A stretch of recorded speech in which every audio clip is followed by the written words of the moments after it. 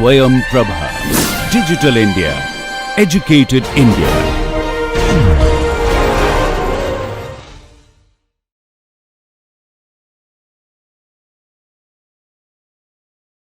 Yeah. So the topic for the day is Cauchy integral formula and its beautiful consequences. So last time we saw Cauchy's theorem, which said that if omega is a domain in C and gamma is a simple closed contour in omega and f is a holomorphic function on an open set containing gamma and its interior, then integral fz dz along gamma is equal to 0. This was the main theorem of last time. Okay, so let me just say it again. So we saw Cauchy's theorem last time. You have a holomorphic function on a domain omega. Gamma is a simple closed contour. F is a holomorphic function on an open set containing gamma and its interior. Then integration of fz dz along gamma is 0. More generally, if omega is simply connected domain and f is a holomorphic function on omega, then integration of fz dz along gamma is 0 for every closed curve gamma contained in omega. Recall that for a parameterized differentiable curve gamma from A to closed interval AB to gamma, we define integration of z dz along gamma to be integration f of gamma t into gamma prime t dt. So how we define the integral? Make a change of variables and integrate usual Riemann integral then. So let me recall the base. So this was last time. I hope this is all clear by now. The proof of the theorem used Green's theorem from MA 105. And simply connectedness, let me recall, simply means omega is said to be simply connected if, first of all, omega is a domain and for any simple closed curve gamma is contained inside omega, all the interior points of gamma are again contained inside omega. So Jordan-Coe theorem tells you that when you have a simple closed curve gamma, it has an interior and an exterior. The interior is bounded, the exterior is unbounded. So all of the interior of gamma should be contained inside omega. If that happens for every simple closed curve, we call omega simply connected. And the basic example was that you take integration of fz dz to be, so take fz equal to 1 upon z minus z naught and take integration 1 upon z minus z naught dz along C for any where C is any circle around z naught, and we parameterize C as zt equal to z naught plus r e raised to it, and then integration of z dz along C is integration 1 upon z minus z naught dz along C, which is 1 upon r e raised to it times I r e raised to it dt. Cancelling, you get 2 pi I. So this was the basic example from last time, which we are again going to use in today's lecture. And note that the integral is independent of the circle chosen around z naught. This is an instance of the following more general situation. So here is generalization of the basic example. So a stronger form of Cauchy's theorem. Let omega be a domain in C if gamma and gamma prime are two closed contours in omega which can be continuously deformed into each other. Then integration of z dz along C is integration of z dz along C prime. Sorry, C and C prime should be gamma and gamma prime here. There will be typo which I will correct. So if you can deform two closed contours, you can continuously deform one closed contour into another closed contour, then the integrals don't change. The phrase continuously deformed is in inverted commas here. It takes some effort to make this precise. Let's not go into that. But you can intuitively you all understand what continuously deform means.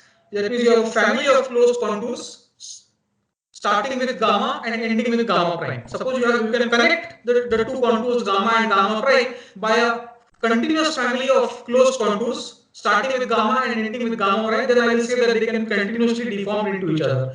And if you can deform two contours in gamma into each other, the deformation should happen within gamma, then the integrals along gamma and gamma prime are the same. The C and C prime is a typo I changed, should be gamma and gamma prime. So this is the more general form of Cauchy's theorem. What happens when the domain is simply connected is that every closed contour can be continuously deformed into the constant loop. Constant at z0, constant loop at z0, and the integral of that is 0. Therefore, you recover the special case of Cauchy's theorem from this more general form. Any doubts so far? Is deformation a reparameterization or something else? No, not deparameterization. You continuously move gamma and you get gamma prime. So initially you have gamma, then you move the contour a little bit, move it even more, and finally you end up with the contour gamma prime. So F is still holomorphic here. Yeah. The function is still holomorphic. And omega need not be simply connected. Omega may not be simply connected. That's the point. That's why this is more general. Take any domain, may or may not be simply connected.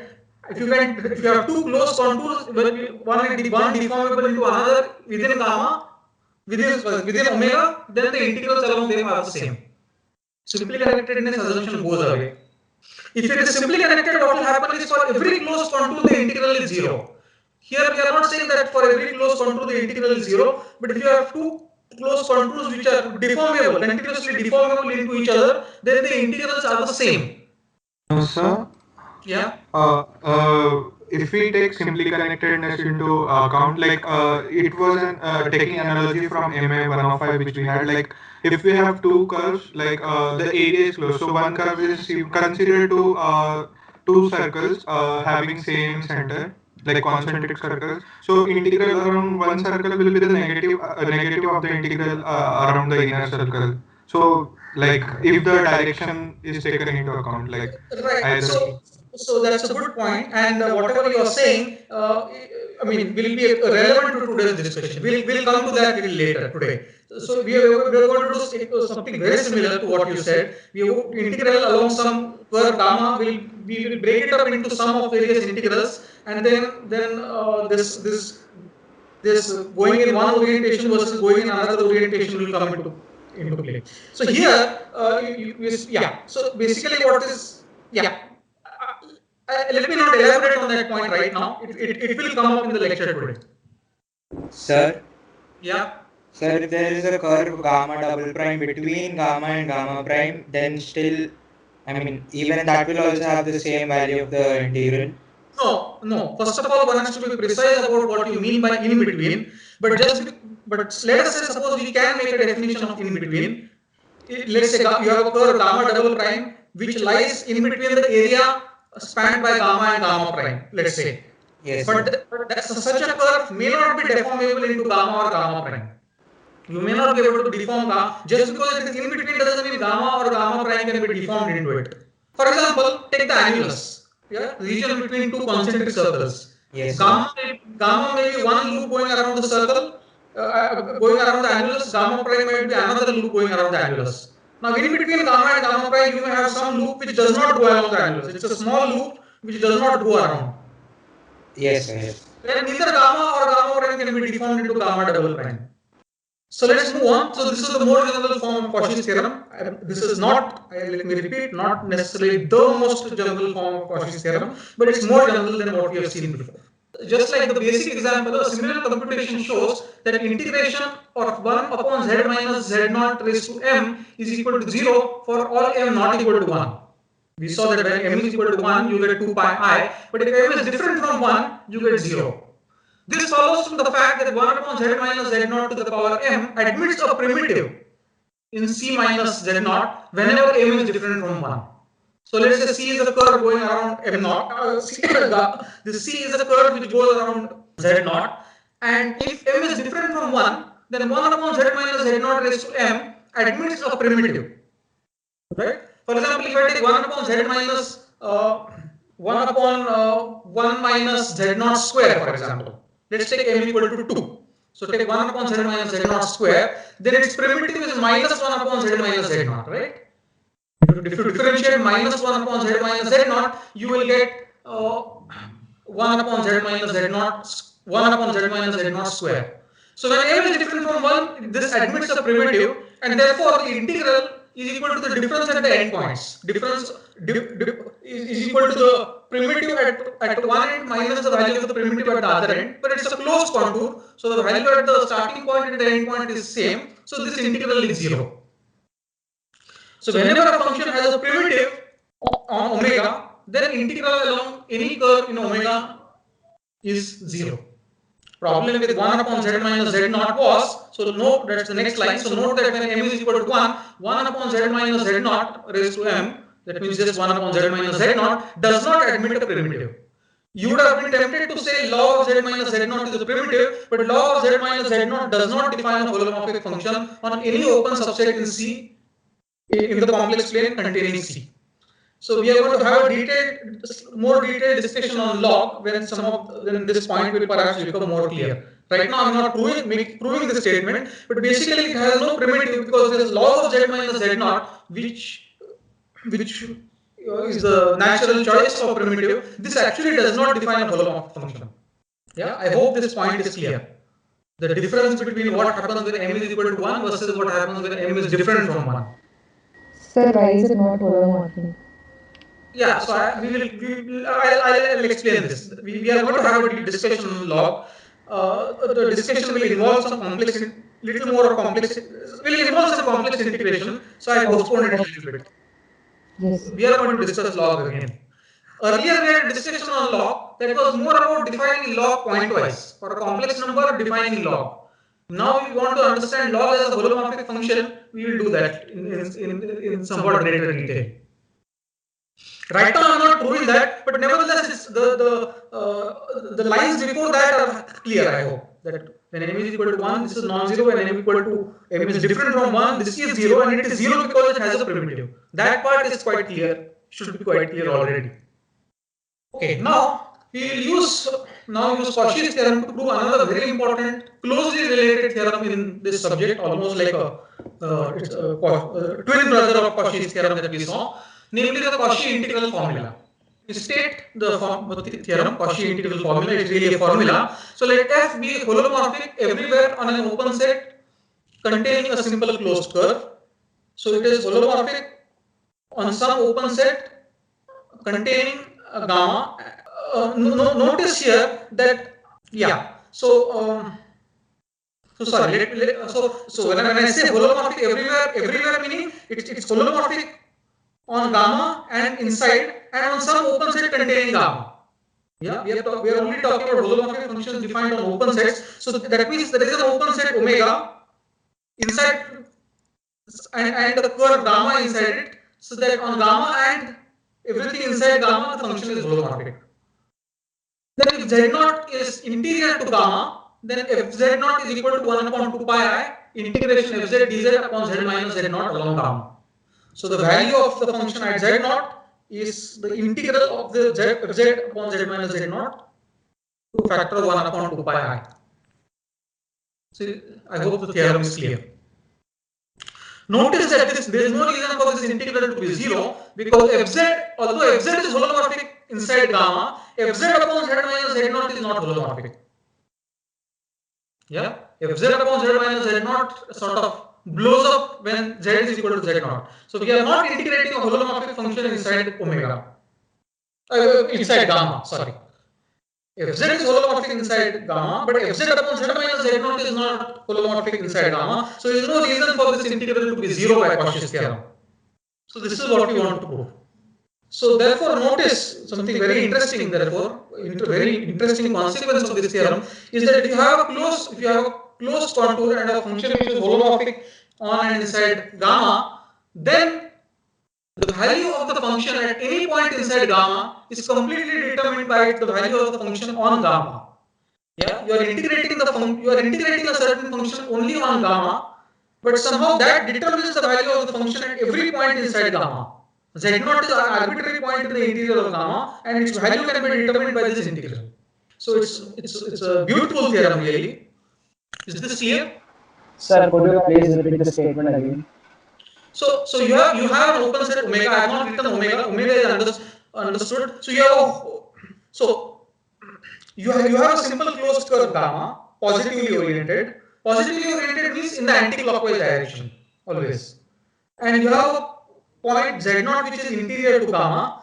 Fz is holomorphic everywhere. It is holomorphic on gamma. It is holomorphic in the interior of gamma. Everywhere. It is holomorphic on an open set containing gamma and its interior. Maybe I should say it a little more precisely. F is holomorphic on an open set containing gamma and its interior. Then fz0 equal to 1 upon 2 pi I integration fz dz upon z minus z0. Is it clear? F is holomorphic everywhere I have said, but Yes, sir. Yeah. Okay. So let's prove this. This is a very important theorem. And I hope the remark that I made is also clear, because that was also an important remark, that the values that the function takes along gamma determine the value that the function takes at all points inside gamma. So we will use the following fact in the proof, often called the ML inequality. So if gamma is a contour of length L, I am not assuming closed now, and fz mod fz is less than or equal to m on gamma, then integration mod fz dz along gamma is less than or equal to m times L. So this is very close to what you know in integration, right? Yeah, your contour of length L, the value of the function is bounded above by m in absolute value. Then the integral of mod fz is bounded by m times L. The maximum value of the function times the length of the contour is the upper bound for the integral. This is exactly because after all this integral is going to be converted into a certain Riemann integral, and you know that this fact is true for Riemann integral. If I have a continuous function on closed interval AB which is bounded above by m, then the integral is going to be bounded by m times b minus a. So this is the same thing that is happening. We will use this to give a proof of Cauchy's theorem. So let us embark on the proof. So we need to show that integration f z dz upon z minus z naught along gamma is equal to integration f of z naught dz upon z minus z naught along gamma. Because we know that the right hand side is 2 pi I times f of z naught. Yeah, take f of z naught outside and then you are left with 2 pi I. So the right hand side is 2 pi I times f of z naught. So we need to prove this equality. And since f is continuous at z naught, it's holomorphic, so it's continuous. Given epsilon positive, there exists delta positive, so that mod of z minus z naught less than delta implies mod of z minus fz naught less than epsilon. Now choose some real number r less than delta and consider the circle CR which is mod of z minus z naught equal to r. Choose this circle. Now apply Cauchy's theorem to gamma union minus CR. So applying Cauchy's theorem, the old Cauchy's theorem about if you have a function which is holomorphic on a curve and its interior, then the integral is 0. That theorem which we proved in the last lecture, main theorem of Cauchy. Integration fz, we get integration along gamma of fz minus fz naught upon z minus z naught dz is equal to integration fz minus fz naught upon z minus z naught dz along CR. So integration along gamma has been converted into integration along CR. So just look at the figure that I have drawn. So what? Very geometric argument. So you have this point central. You have this outer curve gamma. You have this point z0 in the center. I have drawn a little circle CR centered around z0.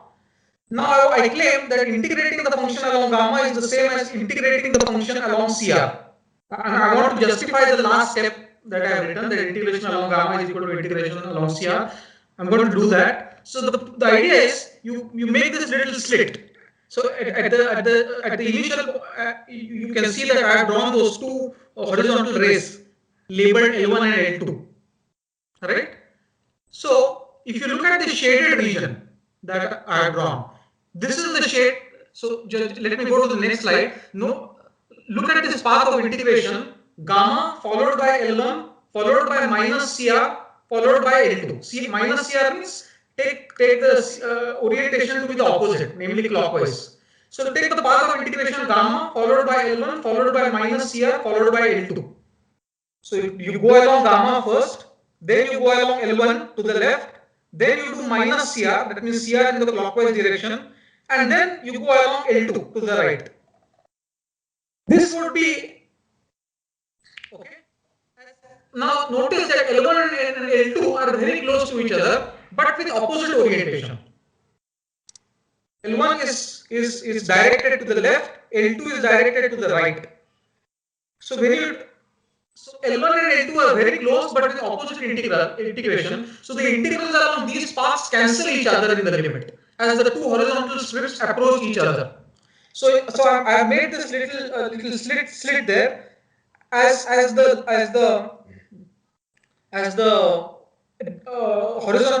vertical distance between L1 and L2 tends to 0 in the limit integration along L1 will be equal to integration along L2 because you have taken them in opposite orientation.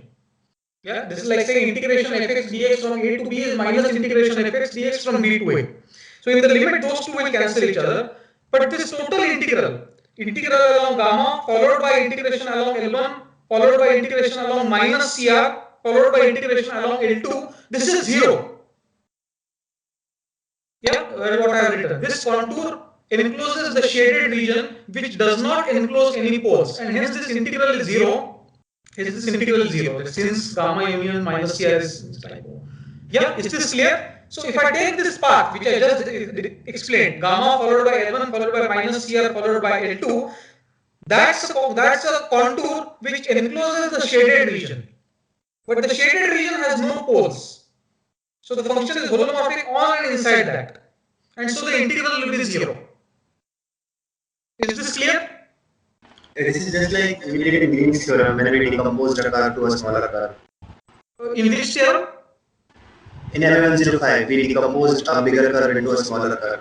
Probably you did something similar. Okay. Yeah. So it is, yeah, it is like So that. how can we mathematically prove that the integration along gamma will be same as the integration along CR? No, that is what I explained, because the total integral is 0. Integration along gamma plus integration along L1 plus integration along minus CR plus integration along L2 is 0. But why will the integration along L1 and L2 cancel each other? Like, is it They because? will in the limit. In the limit it will cancel each other, no? Okay, so that is something we are assuming from the geometry of the thing. Not really geometry. You can make that you can make precise, right? If I have two curves which are very close to each other and I take them in opposite orientation, the integrals will be very close to each other, and I can make it arbitrarily close.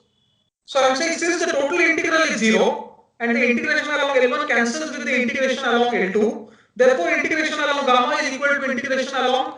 Therefore integration of gamma plus integration along minus CR is equal to 0. Therefore this implies integration. Therefore integration of gamma is equal to integration along CR. Yeah, so it's a pretty neat argument, very nice argument actually. Sir, Yeah. sir, I had a doubt. In the beginning only, we have f of z minus f of z naught upon z minus z naught. Now this function is holomorphic, right? We can prove it. Yeah. Yeah. So now can't we apply the Cauchy theorem directly on this and say that this is 0? Because what is the condition that is violating? That this is violating? It is not defined at Z0. Yeah. So the point. Yeah. So you will have to prove that. Yeah. So why is it why is this holomorphic at Z0? Yes, sir. That proof can be given. We can say that as f is a holomorphic function, we can make a power series around Z0. But look, we have not proved, by the way, that holomorphic implies analytic yet. We are going to prove that. Okay. All this work, I mean, part of the reason we are doing this work is to prove eventually at the end of today's lecture that holomorphic implies analytic. Sir, and Incidentally, what you are saying is true. You can define but that's something we have, a couple of lectures from now, 2-3 lectures from now, we are going to discuss singularities of functions, and then you will see that this can actually be made into a holomorphic function. But right now we don't need to do any of that. Just the Cauchy's theorem that we have proved allows us to conclude that integration along gamma is integration along CR. I hope this argument is clear. Why this integral are the same? I have spent some time explaining this.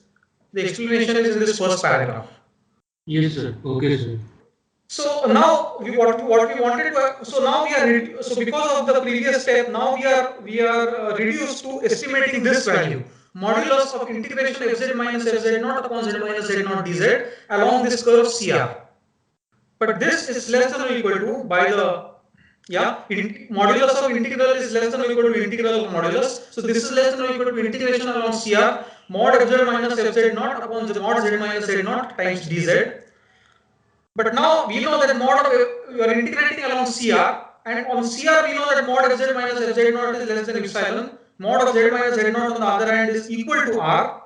So you have so this thing is less than or equal to epsilon by r, into integration dz upon z upon over CR is 2 pi r.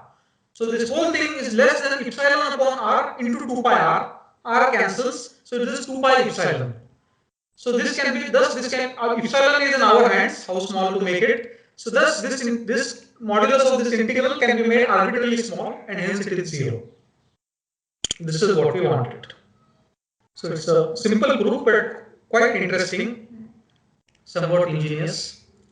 Yeah, you are instead of integrating along that big curve gamma, you are reduced to integrating along a small curve around z0, and integral along that small curve around z0 because of this trivial estimate can be made is as small as you want by making that curve along z0 as small as you need. Can I move ahead? So this we have proved the second very important theorem in the course, Cauchy integral formula. In fact, if you think about it, this region enclosed by gamma, L1, L2 and minus CR, that means the shaded region that I have drawn, this is actually a simply connected region, right? And I have a holomorphic function in that simply connected region, and therefore the integral is going to be 0. If I take this closed curve, if I take this closed contour gamma, L1 minus CR and then L2, take this closed contour, then by Jordan-Thau theorem, it has an interior and it has an exterior. What is the interior? The interior is the shaded region that I have drawn, and the function is holomorphic in the interior. So the old Cauchy's theorem that we have studied, in the last lecture applies, and so the integral along this whole contour is 0, but integral along L1 and L2 cancel each other in the limit. So integration along gamma is integration along minus CR. Sir, how did you prove the holomorphicity of the function? No, in the shaded region, fz minus fz0 upon z minus z0 is problematic. Okay, sir, understood. Yeah, z0 is excluded. That's it. Now z0 is excluded. It's not in the shaded region. Yeah.